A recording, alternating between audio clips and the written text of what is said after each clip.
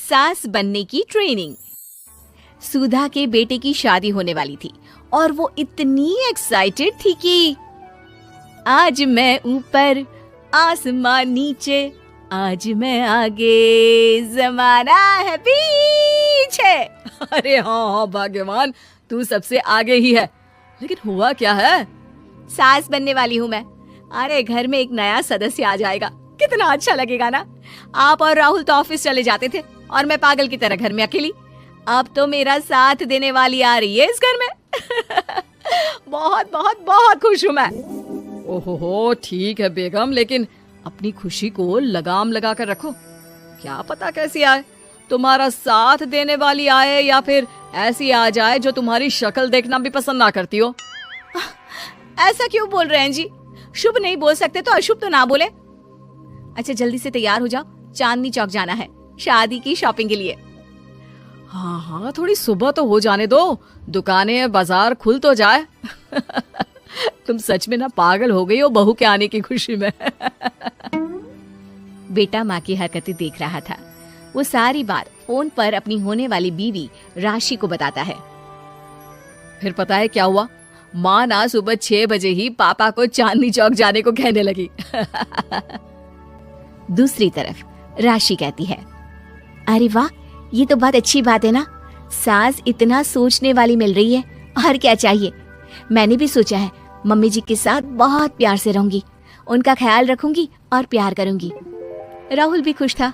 लेकिन बाजार में सुधा जी और उनके पति को एक अजीब सी दुकान दिखती है जिसके बाहर लिखा होता है, हमारे यहाँ सास बनने की ट्रेनिंग दी जाती है। ये देखिए जरा, लग रहा है आजकल के लोगों को कोई काम नहीं है। अरे सास बनने की भी ट्रेनिंग होती है क्या? दुकान के सामने एक पिंजरा था, उसमें एक तोता बंद था। सुधा की बात सुनकर तोता बोल पड़ता है, अरे नादान औरत, अगर सास सही तो पूरा घर सही रहता है, परिवार बंधा रहता है और आने वाली जनरेशन संस्कारी होती है। लेकिन तू क्या समझेगी? जा जा आगे जा।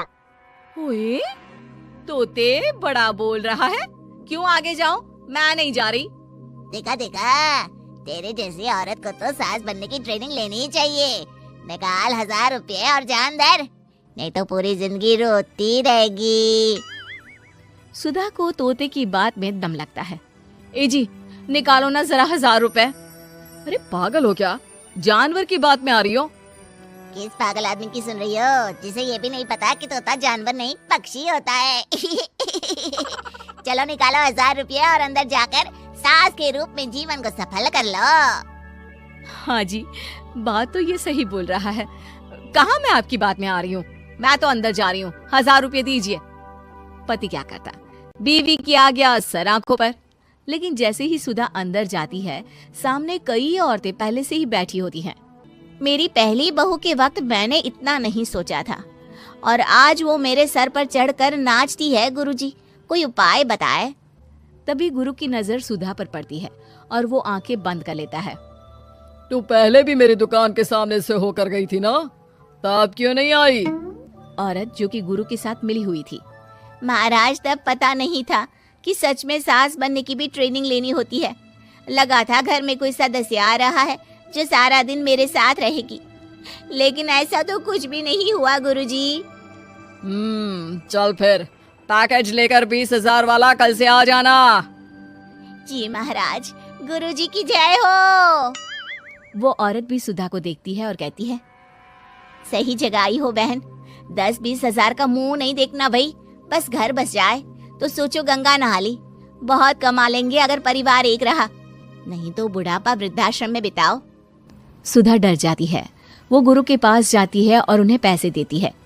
देखो, एक मंत्र गांठ बांध लो कि कभी भी बहू को बेटी ना समझना।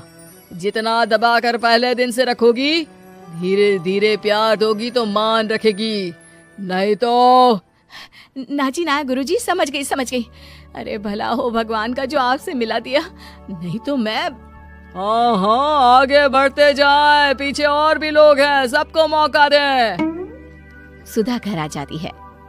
राशि शादी करके घर आती है तो दिमाग में सास की वही छवि होती है जो राहुल ने दिखाई थी। देखो राशि, मैंने काम वाली हटा दी है। वो क्या है ना, 2000 महीने लेती थी, यानी कि 24,000 साल का, और 5 साल में उसे जोड़ो तो 1,20,000 रुपए। माँ जी, और 10 साल जोड़े तो? तभी राहुल आ जाता है। अरे बस बस, इतना मत जोड़ो, फिलहाल भूख लगी है, कुछ खाने को दो। अरे पर बर्तन तो गंदे हैं ना, काम वाली तो आई नहीं, फिर बर्तन कौन धोएगा? अरे कौन धोएगा मतलब? तू धोएगी? मैं? ठीक है, मैं धो लेती हूँ, धो कर देती हूँ, आप खाना बना ले। अरे खाना भी तू ही बनाएगी? ये क्या बात होती है माँ, क्या हो गया तुझे? कल तक तो कुछ और ही बोल रही थी। लेकिन सुधा का व्यवहार सुधरने का नाम ही नहीं ले रहा था। बहू और बेटा ससुर से बात करते हैं। पिताजी, क्या हो गया है माँ जी को? वो क्यों ऐसे व्यवहार कर रही है जैसे मैं कोई नौकरानी हूँ? पिता क्या करता, बता देता है सारी कहानी कि कैसे सास का दिमाग एक गुरुजी ने खराब किया है। सास बनने की ट्रेनिंग? तो मामला ये है, वही मैं कहूँ, कहाँ तो माँ बहू का इंतजार ऐसे कर रही थी मानो साक्षात कोई देवी आने वाली है, लेकिन व्यवहार नौकरानी जैसा। देखिए, माँ बुरी नहीं है, बस किसी ने उनका दिमाग खराब कर दिया है। तो ऐसे में मेरे पास एक आइडिया है। बहू फुसुर फुसुर करके पति और ससुर से बात करती है।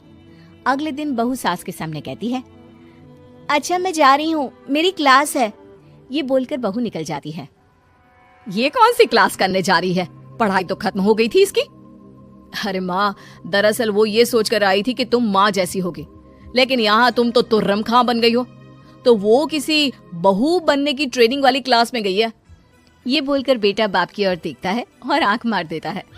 हाँ, वो तो तुम्हारी माँ ने भी सास बनने की ट्रेनिंग ली है बेटा। पहले का जमाना और था भाई, कि भोले मन से रिश्ते शुरू किए जाते थे।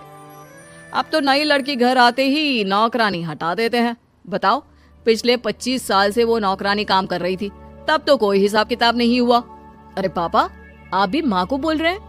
अरे माना, वो माँ समझ कर आई, घर में खुशहाली रखने के लिए हमेशा आप लोगों के साथ उठती बैठती, माँ को कभी जवाब नहीं दिया। लेकिन माँ की क्या गलती?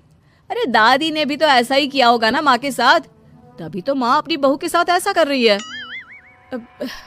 नहीं, वो तो बहुत अच्छी थी, मेरे आने के बाद तो उन्होंने खाना बनाने वाली भी रख ली थी। अरे तो फिर तुमने क्यों काम वाली हटा दी? किसी के कहने पर अपना घर खराब कर रही हो तुम सुधा। अब बहू भी गई है ट्रेनिंग लेने, पता नहीं क्या सीख कर आएगी। नहीं, मैं अभी जाकर उसे ले आती हूँ। तभी बहू वहां पर आ जाती है। नहीं माँ जी, मैं कहीं नहीं गई थी, मैं तो सिर्फ आपके लिए ये नई साड़ी लेने गई थी। अब तो सब ठीक है ना?